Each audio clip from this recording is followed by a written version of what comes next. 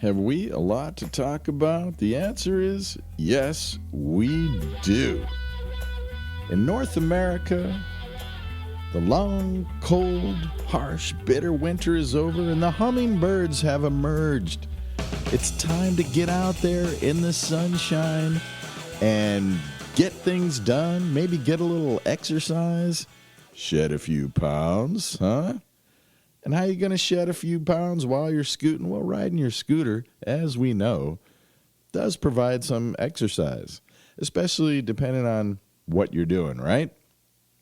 You might even lift it up to put it inside your van or truck or car and take it somewhere to scoot. Lift it down. You're using your torso left and right. You're bending your knees. There is some exercise value to riding electric scooters, but what is a way that you can scoot and get even more exercise? Well, scooter heads, I contend that a good, strong candidate would be a kick scooter. And I'm calling them kick scooters. There's so many different types of scooters. Even within electric scooters, you have the type that you sit on that are similar to a motorcycle. You have beast scooters, you have commuter scooters, beginner, cheap scooters. There's so many different types. But let's break it down to electric scooters, and let's call them kick scooters, and then stunt scooters. Because the stunt scooters, you have guys in the X Games doing all kinds of crazy spins in the air, and those scooters are a little bit different. So I'm talking about, in general, kick scooters, specifically the one that I've been testing lately, the magnesium Xootr, spelled Xootr. And I've done some interesting things lately that I'm keen to talk to you about. How about scooter on scooter? I purchased a bag for my Xootr, which if I would have bought it directly from the company and paid for shipping, I think would have run around $80, but I got it off of eBay. It was still brand new, and I ended up paying $45 or $50. So I call that a bargain. Not the best I ever had, but still a pretty good bargain. So what did I do? I took the Wolf Warrior 11 Plus, which I have two of them, one with street tires, one with off-road tires. I took the one with street tires, which I'm kind of pimping out. I'm painting a little bit. I have different grips on it, just a few customized things, handlebar, mirror, things like that, different camera setups and mounts. I happen to like RAM mounts, RAM, and I have one for my phone. I move them back and forth between the motorcycle and various scooters depending on what I'm going to be filming for that day. But I did a scooter on scooter adventure. I haven't made a video for it yet, or I don't even know if I will. But I took the Xootr, which remember is a magnesium kick scooter, so it's not electric. You got to put your foot down and paddle this thing, so you're getting exercise as you're scooting. We'll talk a little bit more about the Xootr as we get into the episode. So I stuffed it into the Xootr bag and slung that bag over the handlebars of the Wolf Warrior 11 Plus with street tires and took my scooter to the place where I went to Xootr. How do you like that? We'll hear about that adventure and kind of a review, pros and cons of a Xootr, talking about maneuverability, nomenclature, scooter discoveries. We got a couple things going on in this episode. I think it's going to be fun, so stand by.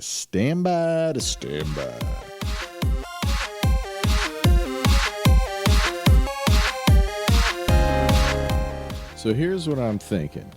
I'll give you my general overview of kick scooters, why I bought a kick scooter, the advantages of a kick scooter.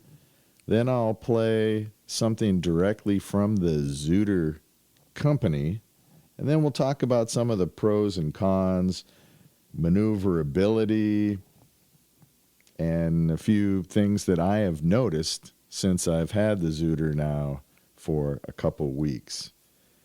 Now, you might think that a push scooter is going to be slower than an electric scooter, and it is. So it's not a super favorable comparison when you're talking about speed of getting from location to location. But when you compare it to bicycles, and under certain conditions, a kick scooter, which some people call a push scooter, will be the quickest way to get where you're going, especially if you're talking about short distances. Now, if you walk a half a mile on level ground, a regular adult person, that will take about 10 minutes. Whereas if you're on a kick scooter, you can travel that same distance in 3 minutes. So if you're doing that often, you could shave off some time, some free time. Time to feed the hummingbirds now that they're back. Look at the lizards that are starting to crawl out after winter. Now, bicycles in a straight line are going to be faster than a scooter, especially if you got, like I said, a straight line, a big straightaway, level ground, but they're larger. So one of the things I really like about the kick scooter, as opposed to a bicycle or an electric scooter, is they're so portable. It's like an L shape, right? A scooter's like an L shape, so I can take it and throw it over my shoulders and just walk. Or if I go into a building, collapse it. The particular model that I have is 10 pounds. They say 9.9. Let's just call it 10. You might put some kind of accoutrements on it, a RAM mount for your iPhone, or who knows. I don't think that's necessarily a good idea because this kick scooter, I tend to kick around a lot. I tend to toss it around and let it drop, and I don't treat it well. So any lights or anything on it are probably going to get broken. And you'll find when we get to the cons of a kick scooter, that is one of the cons. You're going to crash. You're probably going to crash at some point, and whatever's on it is likely to break. But portability is definitely one of the positive aspects of a kick scooter over a bicycle or even an electric scooter. I would say if you're traveling a few miles, 2, 3, 4 miles, and it's not through crowded areas, the bicycle's going to win every time. But if it's a crowded area for a short distance, you got to do a lot of maneuvering through people, the kick scooter is going to get you there a little bit quicker, and it's going to be more fun than a bicycle. Also, your bicycle, you're going to have to think about it. If you're upstairs, you're going to have to bring it downstairs, or if you get to your destination, you might have to bring it upstairs, or you're going to lock it and you're going to leave it out there hoping that somebody doesn't steal it. Whereas your kick scooter, you're just going to pick it up, throw it around your shoulders. 10 pounds, people. Or you could fold it up, you could collapse it, and you could carry it. And you're not worried about electricity. You're not worried about, like I said, folks stealing it. They've been around forever. They're a lot more simple. We'll talk more about that when we get to the pros and cons. For now, let's hear what Xootr themselves have to say. For almost 2 decades, the Xootr scooter has owned the reputation for the top adult scooter for urban transportation. Xootr now introduces its 4th generation scooter, the best kick scooter ever. Let's start with the biggest innovation, our patent-pending quick-click latch. When we created the Xootr scooter, we needed a reliable and foolproof way to lock the scooter in the riding position and to allow it to fold. We went with a highly proven but low-tech solution, a locking pin. But in 2016, we became sick and tired of the pins, and we put our minds to create the best scooter latch ever. The seemingly small detail was a vexing engineering challenge. Two PhD mechanical engineers, and many months later, we're excited now to introduce the fourth generation of Xootr kick scooter with the quick click latch. With a single touch of your thumb, you can quickly unfold and fold the Xootr scooter, and with some practice, you'll get good at it, folding and unfolding it with your foot. Did you notice he said that with some practice you'll get good at it? Yeah, I have experienced that. When you click the button to collapse the scooter, it is kind of tricky if you're going to do it with your foot. If you're doing it with your hand, it's easy. But here's the thing. The front tire has to align correctly in this groove. And it is not intuitive, because without watching any how-to videos or anything, I tried to do it myself, and I actually injured myself. I hurt my thumb because the scooter, the Xootr, collapses halfway, and then you have to kind of force it down. And when I forced it down, boom, the handlebar hit my thumb. I then realized, well, the front tire has to sync up correctly into this groove. So there's a little bit of finesse. You know, you push it kind of forward, push the handlebars forward a little bit, click the button, and when it starts to collapse, you got to make sure that wheel goes into that groove. I think that's something that can be improved upon. And as you'll hear, they mention they've been around for 20 years. That is something that I would think engineers could figure out. But I'm glad that they do have that button as opposed to a pin. I recently had to order from Fluid Freeride a pin for one of my Wolf Warriors because I had a fairly significant, impactful crash, which if you see the gnarly off-road scooter video on McClarty Films YouTube channel, or I put a copy of it on the Dagwood Streets YouTube channel, took quite a spill going down a hill over some rocks. Of course, I was wearing a full face helmet, showy, and although I was seeing double, I was okay. But when I got home, I noticed that my pin was gone. So that's one less thing to lose. And I don't think they're cheap. I don't remember what it was, $20-something to replace the single pin. And it's just a hassle, and you don't want to keep doing it. So the button is an improvement for sure. Now let's circle back on what makes the Xootr scooter what Wired magazine declared its first-class kick scooter. It starts with the wheels. Our wheels are so fast, we've literally had people ask if we've invented anti-gravity. We like to say anti-friction. The ball bearings in the Xootr are pretty incredible.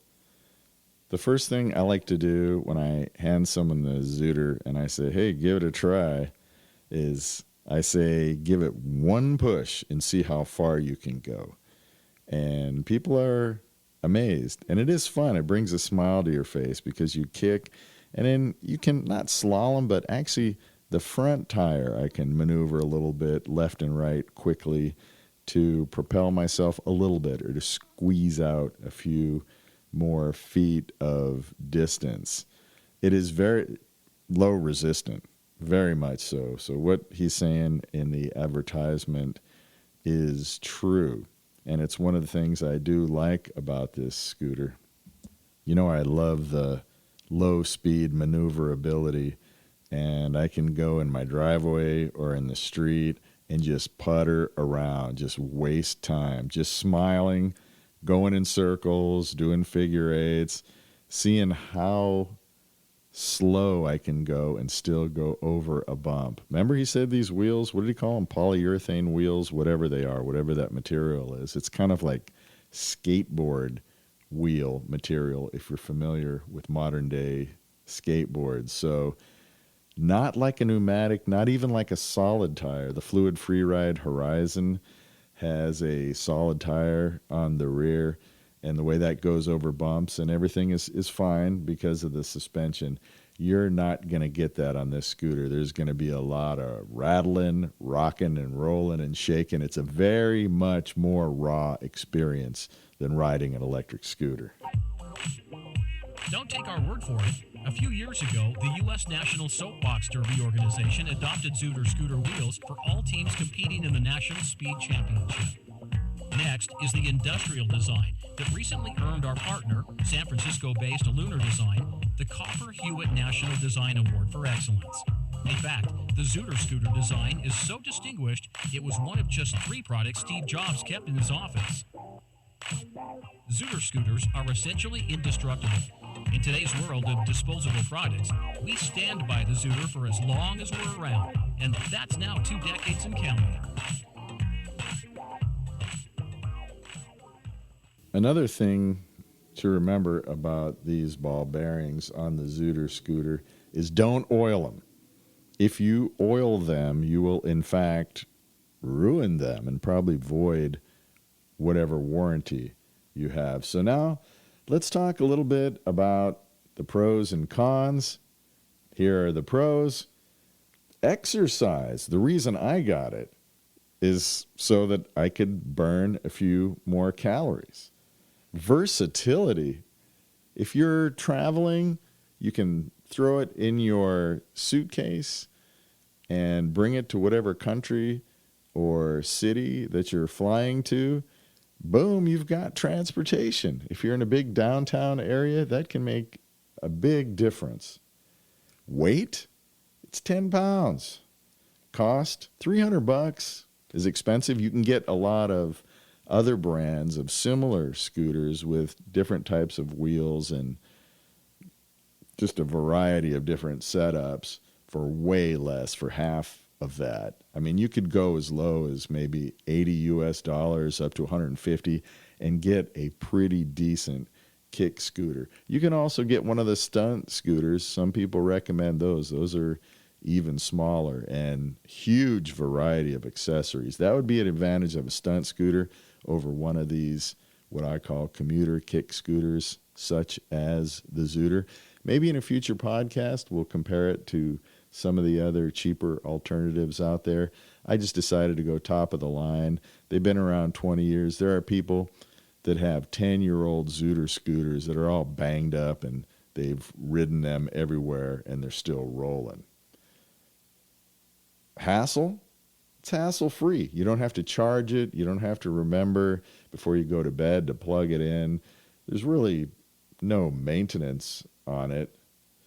And finally, there are other advantages, but you're engaging your mind with a new skill. And I want to talk about that later on when we talk about maneuverability, because riding one is very different from riding an electric scooter. More on that later in the episode.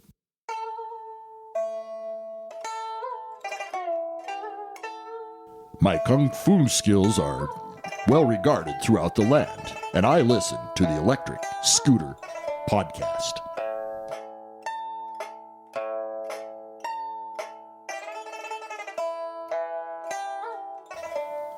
And now for a couple of the cons, because it's not all sunshine, lollipops, and rainbows with these kick scooters.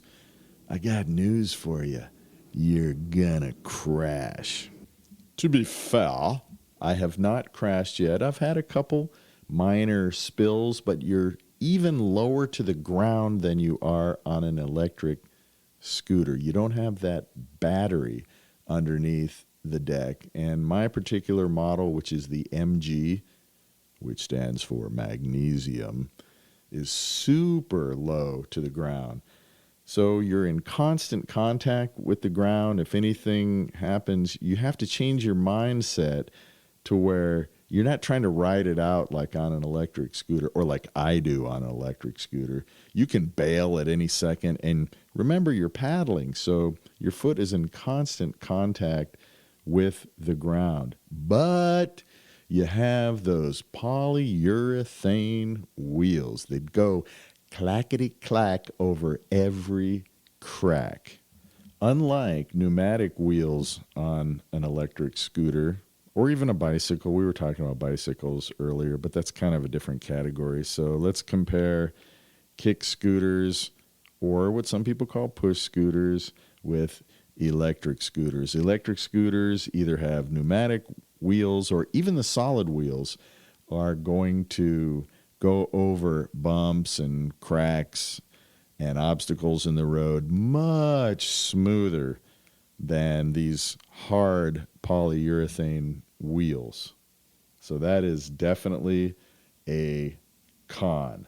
Speed, of course you're not going to go as fast. And if you could go fast, the brakes are not hydraulic or even drum brakes. There's a piece of metal on the front tire that directly contacts the front tire. It just pushes a piece of metal straight down to scrape against your front tire to slow down. Now you're going at low speed all the time, so to me that's perfectly adequate. The rear tire is Fred Flintstone. You're going to use your rear foot to push down on the fender to slow you down. Again, for me, that's okay. That's really not an issue. Now, if you're comparing kick scooters to electric scooters and you don't want to get exercise, or you're using it as a commuter, these rented lips. If you're using it as a commuter, you're gonna sweat. Depending on where you live, depending on humidity, your body fat percentage, a lot of different things. Inclines, you're going uphill, downhill, whatever. If you're going mostly downhill to get to work or school and you're commuting, you're just going to get a nice breeze and it's going to be fun the whole time. Who cares if you're sweaty when you get home? You can jump in the shower. Ofuro ni haite. You can get inside your pool, your bathtub, whatever you got going on at your house. I don't know what you got going on, Scooterhead. Another con, I think, is the way it collapses, but that's going to vary. I'm only talking about my specific model. Also on my specific model, the Xootr Xootr, the Xootr MG for magnesium, there's no kickstand. That is not a huge con for many people, including me, but I was tooling around with Carl McClarty of McClarty Films. Check out his YouTube channel. He does virtual reality. It's really cool.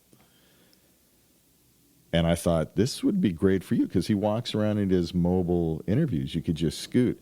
But then when he gets to where he's going, he's got to lay it on the ground, or it's another thing to fumble with. I don't think that would really be a great option for him. Or he could lean it up against his body. It would just be so much better if it had a kickstand. Come on, guys.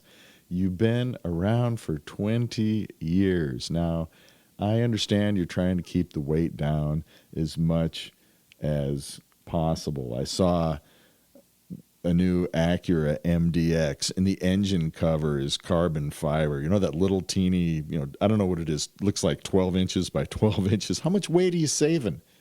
Surely you can get a magnesium or aluminum kickstand that doesn't weigh much. Maybe it's because they're at 9.9 pounds is what they're claiming, so the kickstand would tip it to 10. I don't know. I don't know what the reason is. I don't care.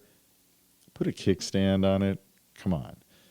When I take my scooter on my scooter and I arrive at my Zootering destination, I need to stand that thing up while I'm getting my camera gear and stuff off of my Wolf Warrior Beast scooter to film while I'm riding the Xootr. It just needs a kickstand. Come on, guys. Do that. Now, that's the pros and the cons. Maneuverability. What a huge subject this is. I could probably dedicate a whole podcast to this because you have to alter your frames of reference when you are riding one of these kick scooters or push scooters, whatever you want to call it. I think I'm going to just continue to go with kick scooter. And if you'd like to get an idea for what I'm talking about, go to the Dagwood Streets YouTube channel. It's only 1 minute and 24 seconds, scooter heads. Surely you can make that much time in your day to demonstrate how you go up and down a curb. But it applies to bumps, cracks, anything. On an electric scooter, you kind of lift your body up a little bit and tug up on the handlebars to go down a curb, and you just float down. It's no big deal. Do it all the time. But on the Xootr, I did it once. No, I didn't crash, but when I landed, I had the wobbles, and it was just apparent to me that is not the way to go down a curb. Again, you're only, seems like a few inches off the ground. Put your foot down prior to the curb, lift the scooter with your hands on the handlebar, and lift your foot up that's riding the deck. And it's kind of like walking down a step. It's just that you're picking up your scooter like it's your shoe. You keep it tight to the bottom of your shoe and you step down the curb. Same thing stepping up, same thing going over cracks, any kind of obstacles that get in your way. But have you ever driven a car and then you get into a different car and the turn signals are in a different location, the brakes feel different, you're making kind of staccato stops because it doesn't have the smoothness of the car you're used to? For me, I have two motorcycles. I have a sport bike and I have a cruiser. Everything is just a little bit different. The shifting, the turn signals on motorcycles are completely different. One, I have to hold on to it to get it to blink, and when I shut it off, it automatically turns off. The other one, I have to click twice, once on and once off, and it just takes you a few minutes to adjust.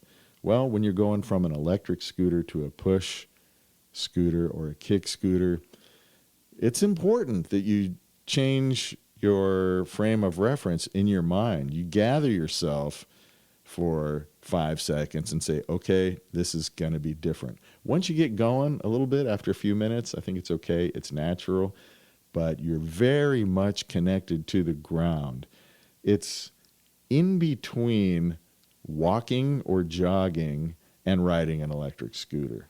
They are not the same. And if you want to be safe, you need to keep this constantly in mind. I make no money from doing this podcast. I make no money. How you like me now? I make no money from doing this podcast.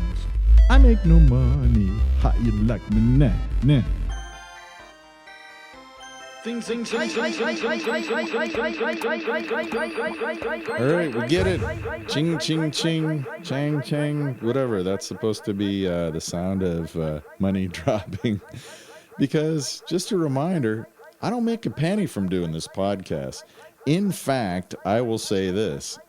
This podcast costs me money.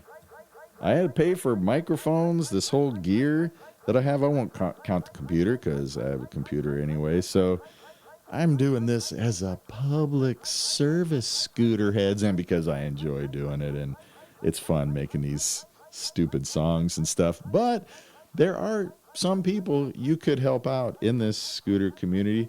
Ginger on Wheels, he has an Amazon page that you can link to and purchase scooter-related projects. Alien Rides as well, A-L-I-E-N, not A-N, A-L-I-E-N. Alien Rides has some really cool gear.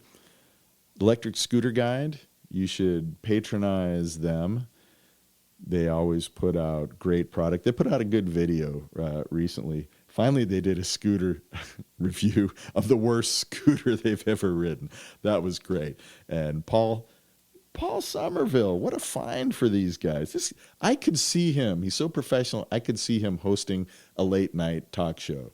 And if you listen to his voice or watch any of the videos where he is the narrator, the host, the other ones are good too. I'm telling you, they're all really good. But Paul just has this iconic voice. And I don't know what they have. They have products and stuff too. I don't know. Go to their webpage, check out their videos, the Electric Scooter Guide. Again, I don't get a penny for any of this, but it's okay. It's a hobby. Sometimes I refer to we and I act like we have this big facility and musicians in a studio and all that kind of stuff. A bit of an exaggeration. So patronize these scooter heads. Timothy West up there in the great white north. I'm telling you, scooter heads. I'm sure he'd appreciate a little extra jack to purchase some back bacon or Molson or whatever he's into up there. And he just posted a picture of these sunglasses. They're blue, which is awesome. They're a really cool color blue, and they have his logo on them. And all I could think of is, those sunglasses are dope. Bro, you got to sell those. I told him I'll be his first customer. Patronize scooter heads. You're a scooter head, right? And you're an ambassador. When you go out and you're riding around, you're polite to people. If there's people in your way, you do a little ding-ding bell. Or if you have a wolf warrior, you put a little ding-ding bell because you don't want to blast them with a foghorn, and have their toupees flying off of their heads because you're shocking them. You just want to let them know, clear a little space. What I do, I stop, get off my scooter, walk around them. Depending on the situation, if there's a wide berth, of course I'll go around them or go down the curb or through the grass or whatever it takes. So be an ambassador. Help out your fellow scooter heads that a lot of them, scooting is either their life, their livelihood, or a huge part of their life. So patronize the electric scooter guide. Timothy West, Alien Rides, even the companies, Fluid Freeride, Voro Motors. They're great organizations full of cool people. They're doing this for a living. If you can buy something through them as opposed to some huge worldwide corporation, and definitely please stay off of Alibaba, please. You'll be doing yourself a favor. Go through a reputable scooter shop. I happen to really like Voro Motors and Fluid Freeride. Those are my go-to guys just because they're prompt, they're polite, they're good. What can I say? Let's keep this scooter lifestyle going by supporting them. Because me, not getting a penny, not trying to get a penny. So help the guys in the scooter world help the scooter heads. That's all I'm saying. And I'm also saying, whoa! As Morrissey said, where does the time go? Why does the time go? Already over a half an hour? Are you kidding me? They say the time flies like an arrow, but fruit flies like a banana.